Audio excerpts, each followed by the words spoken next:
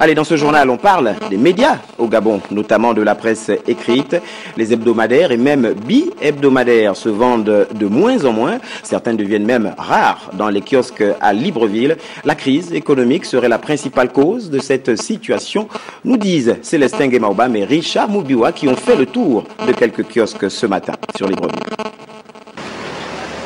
La multiplicité des organes de presse concourt à l'expression démocratique d'un pays.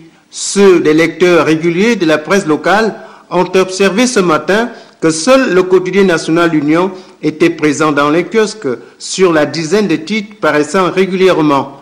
Plusieurs autres hebdomadaires et bi-hebdomadaires visibles n'étaient que d'anciens numéros datant même du 6 novembre 2018. L'organisation patronale des médias s'en inquiète. Elle est largement en difficulté. Lorsqu'elle est un peu en difficulté, cela veut dire qu'elle a même quelques moyens pour exister.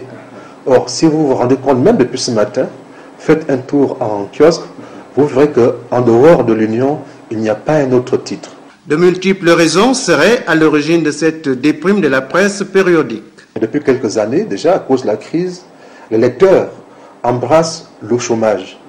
Ce qui fait qu'avant d'acheter un journal le matin, on regarde d'abord la une du journal pour savoir s'il mérite qu'on dépense quand même 600 francs, ce qui n'est pas rien. Vous avez d'un côté la subvention qui a baissé, de l'autre, un certain nombre de titres qui sont quand même nés, notamment dans la presse en ligne, qui est également prise en compte de la subvention allouée à la presse écrite libre.